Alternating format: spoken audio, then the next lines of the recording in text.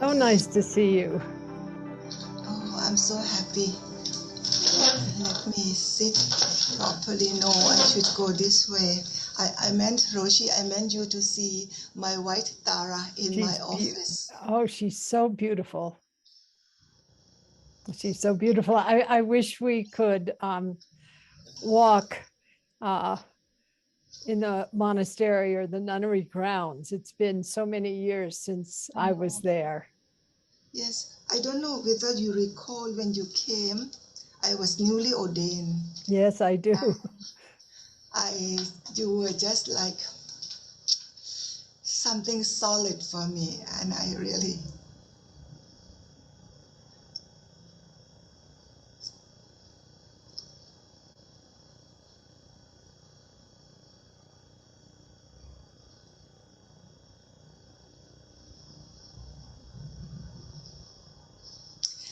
It is the tears of gratitude.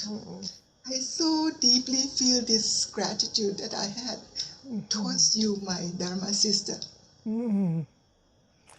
I was so grateful that when we were at that meeting and the people put us together, that you invited me to come to your place. And I actually did not realize the severity of criticism, including death threats, that you were receiving at that time until, I was there and I saw, that your ordination was revolutionary and had been a step on your part of such extraordinary courage and put your life at risk.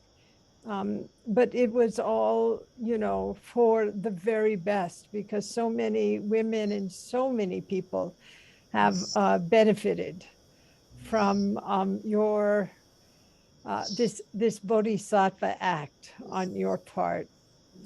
And I was in Australia at the great gathering of women, and Ranjani was there, and some of the Sri Lankan nuns were there. It was very wonderful to reconnect. And Yes. I just remembered us doing Bintabat in your Yes. neighborhood. So grateful. So grateful. And you remember that you actually initiate the project of casting Mahapajapati. Yes. Yes, that is also the project that Roshi initiated. I took you to this temple where the King Rama III, had 53 statues of Bhikkhunis, but hardly anybody knew about it. Hardly anybody paid attention to it. And when we visited there, then the idea came to you and said we should cast this statue of Mahapajapati, and that was how we actually started. You came at the time when I truly need so much spiritual strength, to keep me on. My mother was still alive, but I Yes. could not burden her anymore with all these social issues. So you were like, you took her place in that particular moment that I felt so deeply connected. And I don't know if you recall, you left your meditation cushion with me, and I still have it. Oh, that is so wonderful. I Yes, remember so well, the Maiji's taking care of the young girls taking care of your mother. yes, She was just like a feather, yes, just barely there. And she was not in your home, but in the actual, I think in the sort of shrine room. yes, And I thought, what an incredible blessing, I would, as I'm entering into, my feather stage, not now, but when I do, it would be beautiful to be in the place where the practice is unfolding and where the chants are happening. Yes, and she was yes, incredible woman. You yes, told me her story. I was just yes. stunned. What my mother taught me uh,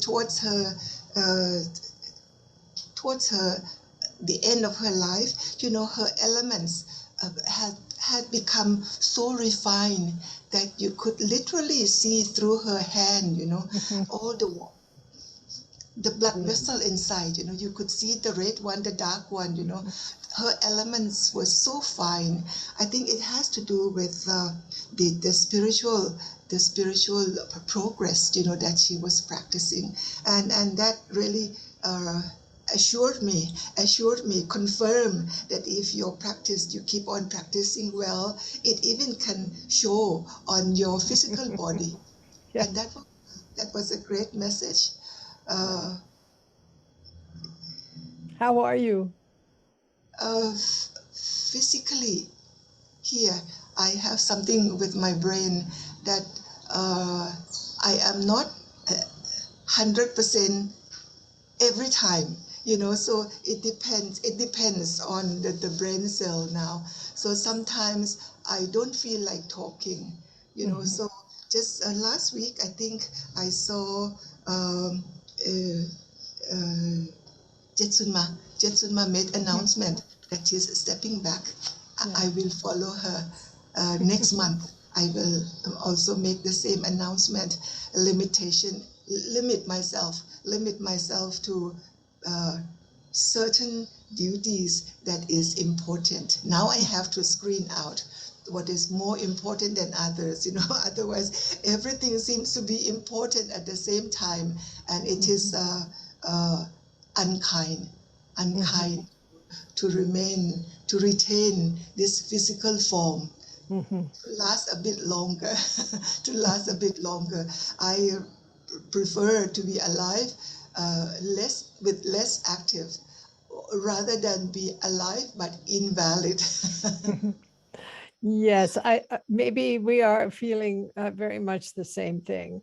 Yes. Today and this month, there's been a beautiful intensive retreat Mm. here at Upaya, and I don't go. I stay in my quarters, and it's it just feels, it makes me happy that things go on, but it's also I tire a little more easily.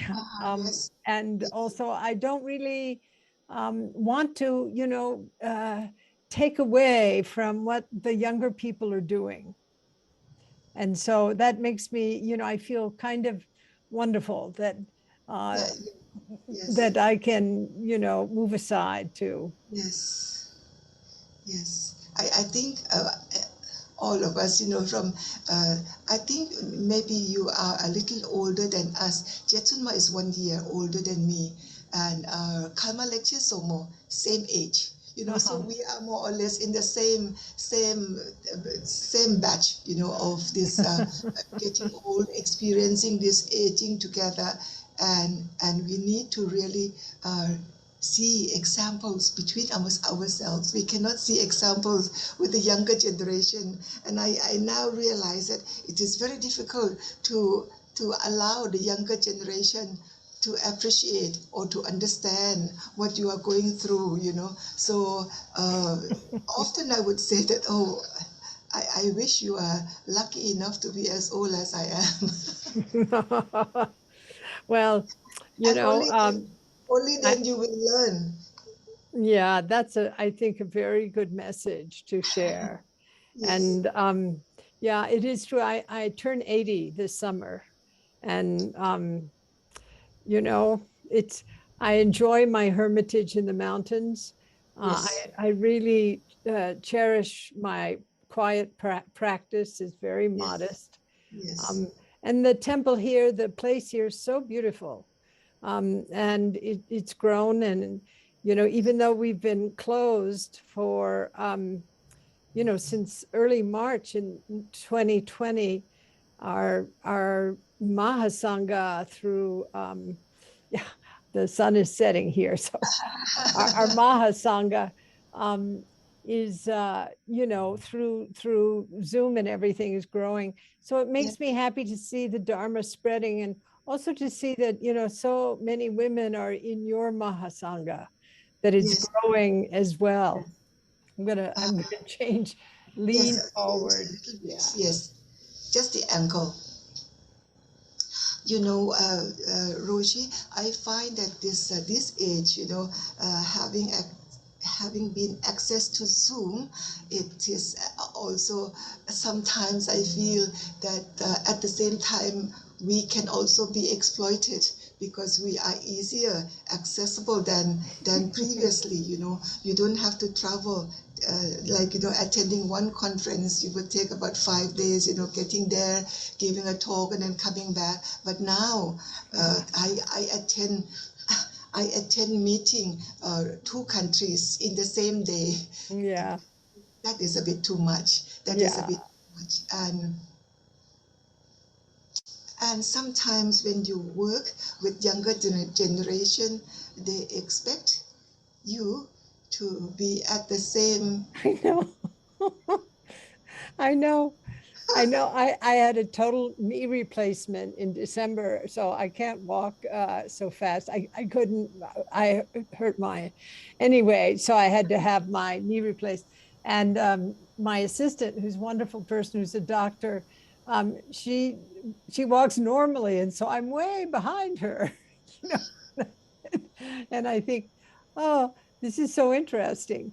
But something, aside from the truth of old age and sickness and imminent death, your own life is such a powerful example of the Dharma of women being realized in this generation. So, and you have blessed so many women, given them the courage to step away from the conventional life so that they can practice for realization, and also, by doing so, to serve others. So I think it's really great, Yes, really so great. And you're still at it. this ordination thing, Roshi, it needs maturity, and in my country very few of us yet have 12 vasas, 12 fully ordained years. So I still have to play this role whether I like it or not. So I will be just, how to say, sometimes, I will just be sitting there and allow someone else to do it on my behalf. Yeah. Well, that's a good thing. I do the same. But I think it's important that you show up. I feel the same, just even if we're kind of quiet. And because we're the pioneers in a certain way. We're of a generation. You and Tenzin Palmo and myself and others, in their 70s and 80s, who went through the great challenges associated with the egregious gender bias in our different societies. And we made choices that were unusual, but we made them because it was a calling. And now, it's kind of like our hard heads broke the glass ceiling a little bit anyway. Yes, And, the younger generation don't really know what you endured by choosing to ordain, or what I have been through, or what Tenzin Palmo have been through. But, we did a humble job, but a yes, strong one, of opening the road. yes. Yes, so I feel grateful that Cindy is able to connect with you and to allow this space that I can see you, not in person, but more or less in person in a way, because the vibration is there as clear as when you meet in person. So I'm very happy, and I always feel gratitude, that sense of gratitude towards you as my big sister leading this way. And during the time when I really needed that support, you appear. You appear. So such that connection was so strong. Mm-hmm. Well, I feel the same. I was so shocked by what you were facing. I was actually incredulous. I had no idea how much resistance there was toward what you had chosen to do, to seek ordination. And also, just the threat of violence was all around you at that time. And, the newspapers were attacking you and you were Oh, getting these the terrible newspapers. letters, it was terrible. And do you remember we did Bintabat and, Yes, some places, um, sometimes no one would come out, and then sometimes just the woman of the house would, and sometimes the man and the woman, and sometimes she would be crying, and it was very moving. yes, yes. But it was breaking the law. You had me Yes. breaking the law. Oh, there was I was so naive about how forbidden our actions were at that time. So do you do Bintabat with your I don't do it anymore, but I have my junior, my Bhikkhuni still keep that line. And from one line now we make two lines because people invited us that please also come this route. They also want to receive a blessing from us. And I always, when I think of you, it is like that something like just someone whom you can hold on to, and it becomes symbolic, when people talk about Roshi Joan Halifax. For me, I have that image. That image would appear, and I would again feel strengthened. So oh, I want to tell you that how much I feel so. oh, I know that if we were in person, you would have hugged me. you know that. Indeed. And we hugged many times. I remember, and also, uh, I was always touched by the people around you. They were so kind and so humble, but I felt the blessing of having been delivered into your life at a moment when you could use a strong elder sister. Yeah, it was very inspiring. I think of you every day, because I see Mahapajpati every Yes, single day. yes. So I'd love you to tell me. I'm curious as to how many statues have been made of Mahapajpati. The first batch, there were 9, and Right, after that there were more. There were more, but the first batch that we made together, I think 3, either 2 or 3 came to United States, and then right. one went to Sri Lanka, and all the rest are in Thailand. Mhm. Yes, one in Chiang Mai, and when there was a Bhikkhuni there, when the Bhikkhuni left, I wanted to to how to say to get back the statue, but the local people said, they are so attached to her, so they asked that we leave Mahapajapati there. So yes, we feel strengthened with that. That is really wonderful. That is so wonderful. Well, she stands or sits on the south side of our temple. And I Yes. feel that she is like the guardian, the grandmother spirit that is Yes. holding the heart of our Yes. temple. uh, uh, uh, what is his name? The one who was minister in Tibetan tradition. What is his name? When he saw it, he said he would imagine that Mahapajapati would look like that. So I was happy when he made that comment. And do you remember the name of the temple that we went to? It was so amazing, Now with that all the, Tetidaram, it was just incredible, it was built by King Rama III. So it is one of those royal temples, within the inner circle of Bangkok.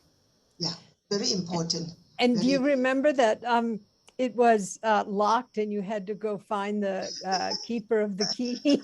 yes, Nobody knows it or yes, nobody could access it. And I was just so, I couldn't believe it when we walked in and there were the Bhikshunis, each yes, one individual, each one yes, distinct.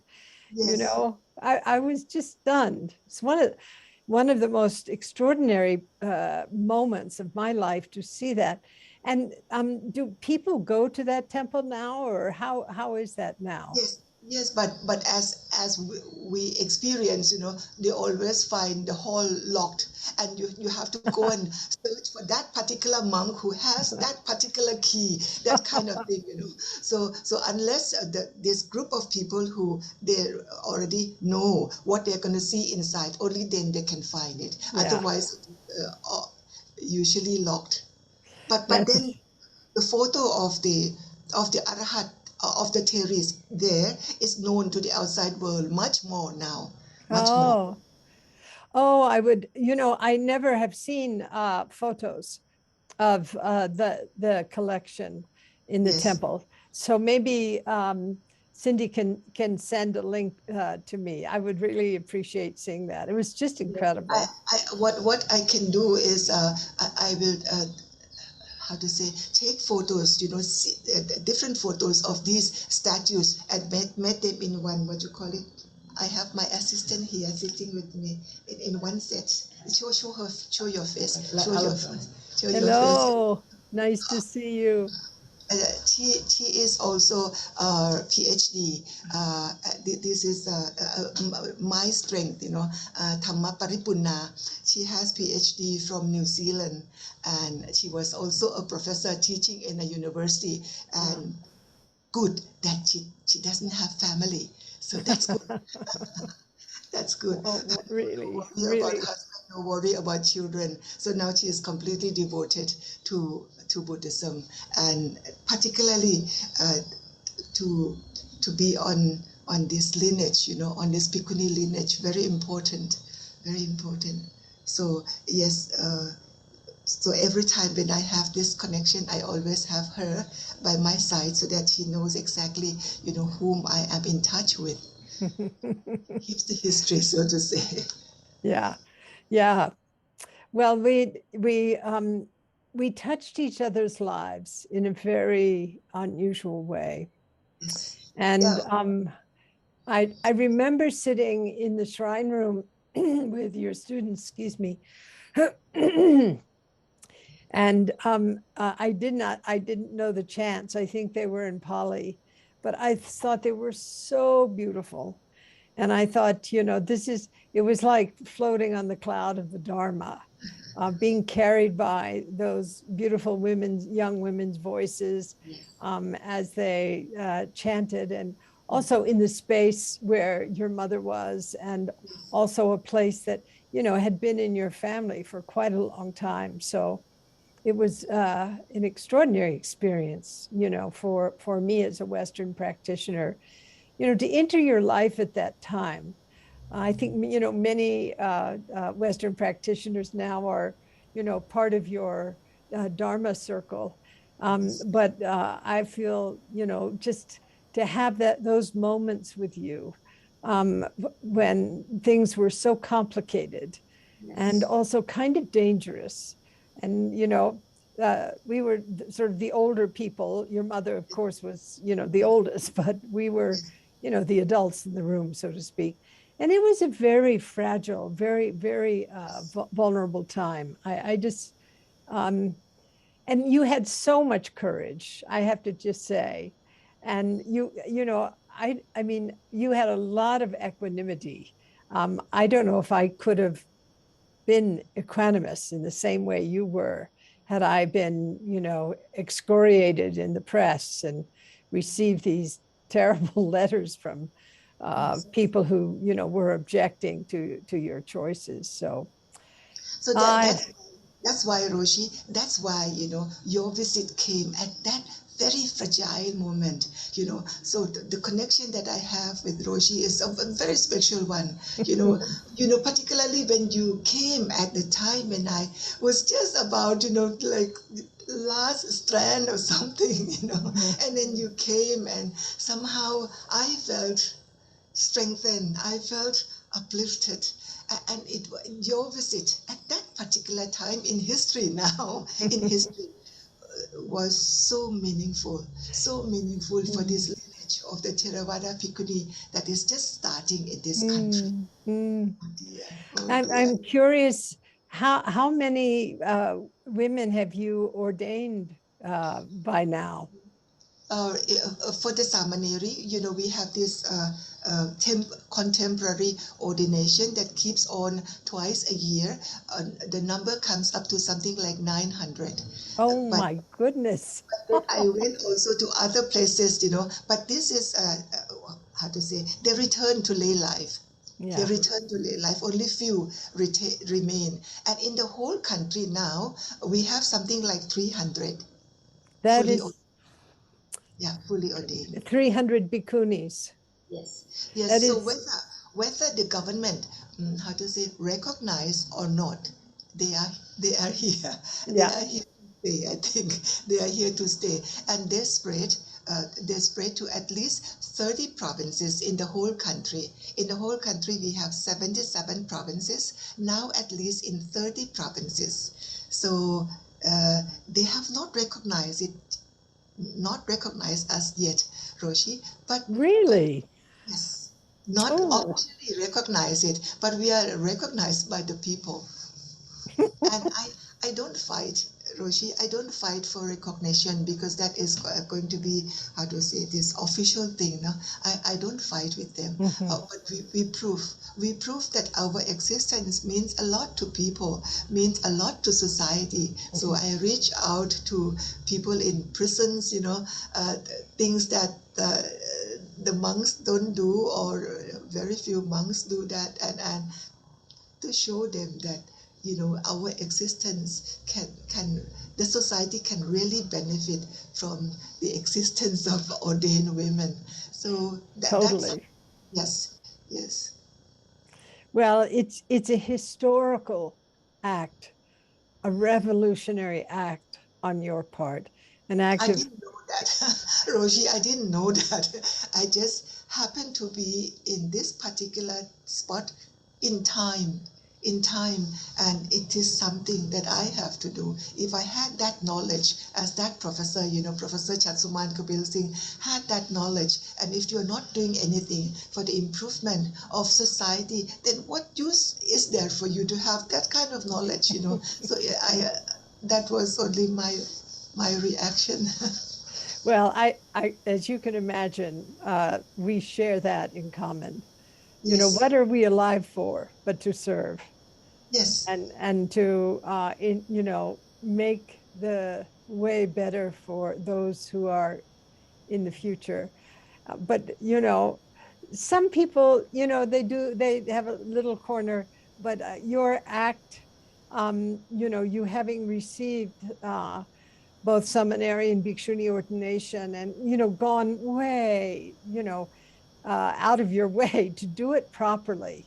That was another thing that I thought was really powerful, that, from Taiwan to Sri Lanka. So the lineage is unbroken. And now in Thailand, reaffirming that lineage in your country, it's radical, just radical. but Roshi, I didn't mean to be radical. I know. But This I know. yes, yes. So I am most grateful, Roshi, most grateful for your life, for you being my sister, my elder sister, to guide me at the time when I needed most. Ah, Most, most grateful. well, My dear friend, my gratitude is, I am sure, equal to yours. And having met you, learned from you, been inspired by you, and also having shared a moment in your life. Also, I was having troubles then too. And as you recall, and I shared my troubles with you. So it was not a one-way street. The feeling of deep mutuality and empathy between the two of us was so affirming and so nourishing. Well, I send great blessings on your community. I hope to return one day. You know, Thai air, it used to be how I got to Nepal, but they Yes. don't, you know, it's not very, I don't know, it doesn't work so well. So I haven't been to Thailand in a long time, but should I get there, I will be so happy to visit you. And do you remember that incredible place you took me in the mountains with the women who, Oh, yes, yes, what with the was the Guan name of, Yin, with Guan Yin on top, Radburi, oh, Radburi. that was Yes, incredible. yes, Just, that was just so interesting, such powerful and independent and unusual women. And do you remember we were talking with the abbess and there were so many monkeys in that jungle. And then a mother monkey came up and it smelled very bad. And we looked down and she was carrying her dead baby. And we had this thing, you know, it was like Kisagotami. oh, And I made oh, this yes, really, yes, do you yes, remember that? It was yes. so strong. Yeah. It was, thank you for bringing me there too, as well. Yes. Cindy, I have to thank you for providing this space so that the two sisters, the two Dharma sisters can meet, so that I can pay respect to Roshi as my big sister again. Thank you, Cindy. Exactly. I'm so grateful, Cindy. Thank you. Thank you. An honor. Quite an honor to sit with both of you. Thank you for all that you've done. And who you Take are. care of your life, my dear friend. And my gratitude for our loving connection is boundless. Thank you.